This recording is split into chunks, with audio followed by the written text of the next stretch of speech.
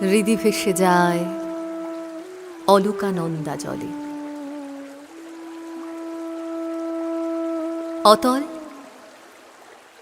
তোমার সাক্ষাৎ পেয়ে চিনতে পারিনি বলে হৃদি ভেসে গেল অলোকানন্দা জলে।